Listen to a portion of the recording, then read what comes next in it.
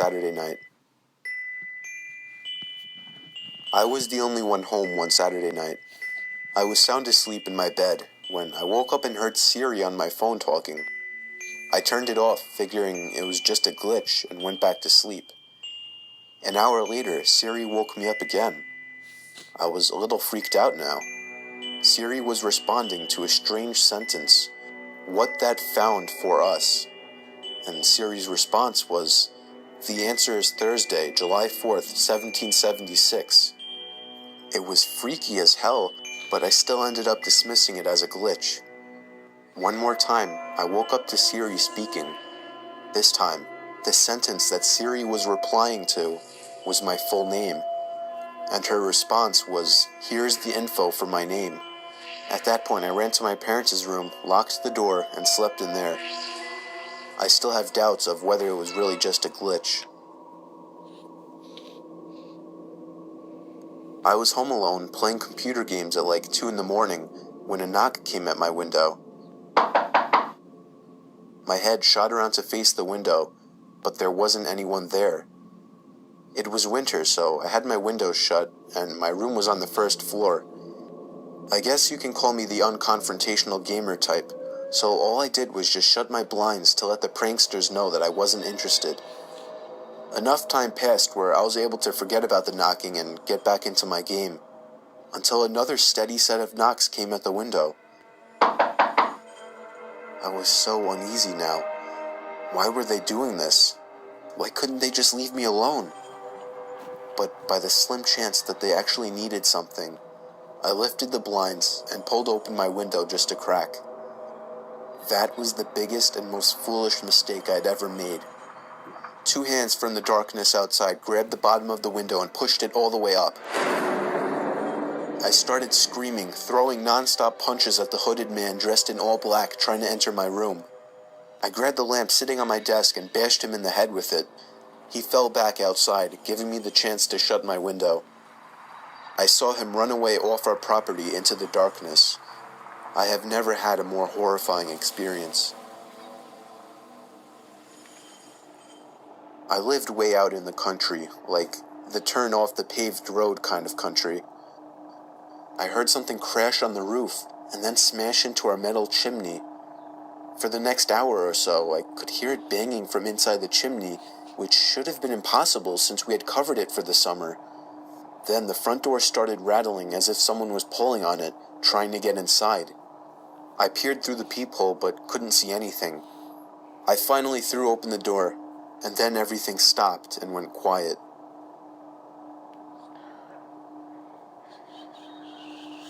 I was home alone one day in the summer.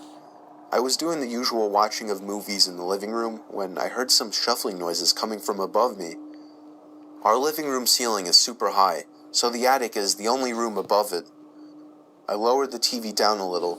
I could better hear the shuffling noises coming from up there. The attic was connected to my brother's bedroom through his closet. I went to his closet and opened the attic door. The light in there was broken, so I had to use a flashlight.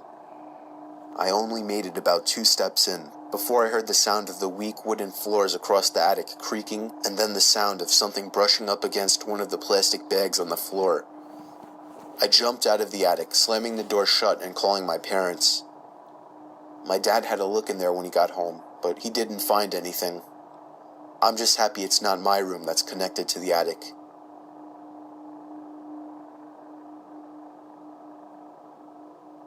Me and my dog Layla were home alone. I had the music turned up loud in my room, and yet I was still able to hear Layla barking like crazy at something. As I was leaving my room and walking downstairs, I heard Layla stomping down the basement stairs, still barking. I followed her, turning the basement light on. She was in an attack stance, barking at the closed door to the boiler room. I knocked on the door, asking if anyone was in there. Layla was going crazy at this point, jumping on the door, scratching it, basically trying to break it down. I decided that if something was really in there, I didn't want to see what it was. I dragged Layla by the collar all the way back upstairs and locked the basement door. When my dad got home, I made him check the boiler room, but on his way there, he saw that there was a ladder placed on the wall by the basement window, and the window had been smashed open. My dad called the police, sounding worried, but I didn't yet know what was going on. Turned out Layla was barking at an intruder, and that I should consider myself lucky that I didn't open that door. It was very common for me to be home alone at night, as I only lived with my dad, and his shifts would constantly shift from days to nights. This happened around the time my dad was doing night shifts. I would stay up really late on these nights watching movies. It's always taken me a long time to fall asleep, so after turning off the TV to go to sleep, I probably laid there for a good half hour. Then, I heard a toy fall over in my toy closet. It was nothing too suspicious, but it still creeped me out. But then, the doorknob to my closet started to wiggle, until finally unlocking the door. I hid under my covers, not making a sound. It was strangely quiet for a good 2 minutes, so I finally peeked my head out of the covers. There was a figure standing next to my bed, looking down at me. I screamed at the top of my lungs and began hugging the wall behind me. The figure looked out the window and then just walked away out of the room. I stayed in that position for like an hour before checking if he was really gone. The front door was left wide open, so it seemed he had left. I didn't get a minute of sleep that night. This story is from the point of view of a 16-year-old girl. I used to have a boy living next door to me that was obsessed with me. His name was Joey. Every time I would go outside, Joey would come outside as well, as if he were watching me through his windows, waiting for me. He was 17 and very weird, and he didn't seem to have any friends, as he was always home. I tried to give every sign possible that I didn't like this guy, but he wouldn't get the message. So I had to finally just tell him one day that I don't like him and to leave me alone. The look on his face that day is something that won't leave me. It was the kind of angry look a toddler gives their parents when they can't have a toy. Coming from a 17-year-old, that's much more disturbing. One night, my parents left me to watch the house. I was working on a school project when I felt my bed shift a little bit. I looked under my bed. I screamed as I saw Joey laying under my bed. I ran away while he tried to crawl out from under my bed. I ran to his house and rang the bell at least 10 times, telling his parents about it when they opened the door. Joey never came out of my house, so I called the police. His parents begged me not to, but I ignored them. The police found him still in my room and arrested him. Apparently, he admitted this wasn't the first time he had hid under my bed. They also found pictures of me scattered across his room. The most disturbing one was of me sleeping, and it was taken from inside my room.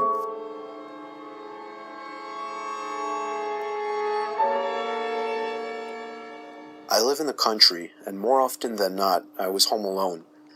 We don't have any neighbors close by, so I would usually just sit in the yard and tan on sunny days.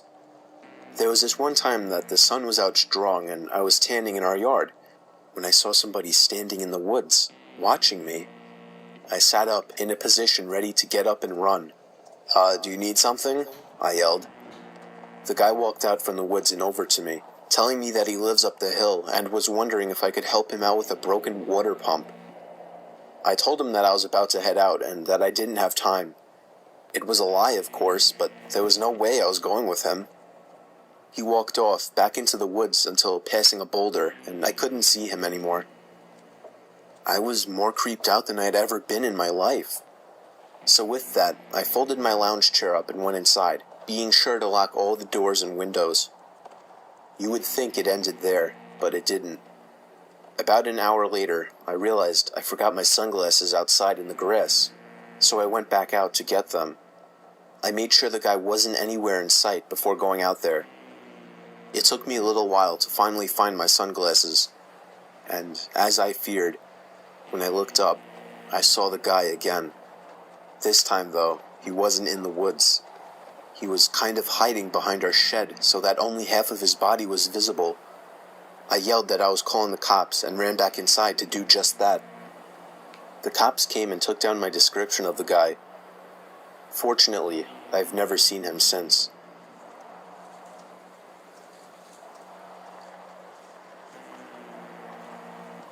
This happened to me when I was really little. I was 7 years old, but I still remember all of it like it happened yesterday. I was sleeping over my grandma's house, like I always did when I was little. She never drove her whole life for some reason, so she would constantly be taking long walks everywhere. One day when I was sleeping over, she wanted to walk all the way to the library, which was like 10 blocks away.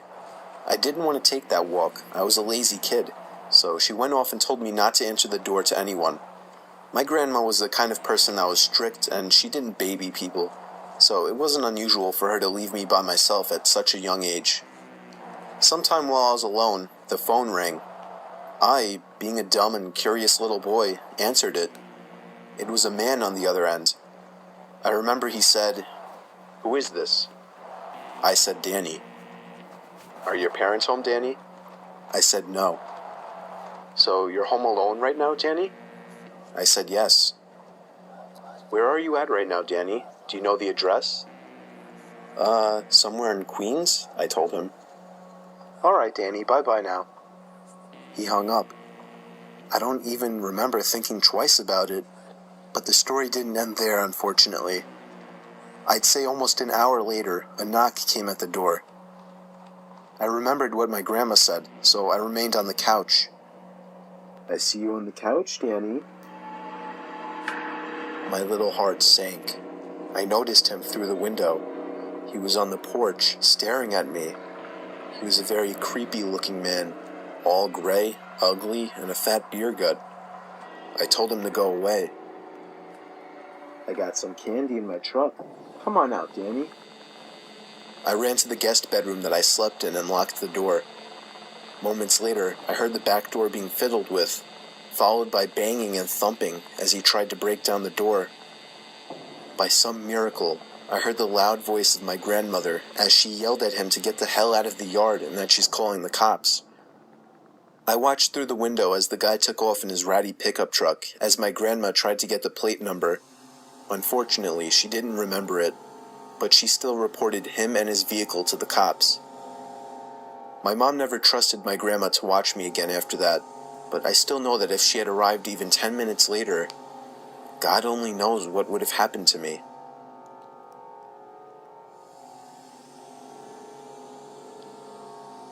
I recently moved out, and I already have a horror story to tell. The house I moved into isn't anything impressive. It's just a house that's appropriate for 1 or 2 people. But I'd say right away, I started hearing weird sounds coming from inside the walls. I first heard it in the kitchen, and then in the bathroom, but on night 3, I started hearing it in my bedroom. I was sure there was some kind of animal living in my walls. I just had to figure out how to get rid of it. The next morning, I didn't even have enough milk to fill the bowl of cereal. I couldn't believe I hadn't realized I needed more milk. In fact, I seemed to be eating up all of my food pretty fast. I woke up in the middle of that night to the sound of breathing. Not my breathing. It sounded just like the breathing of a person.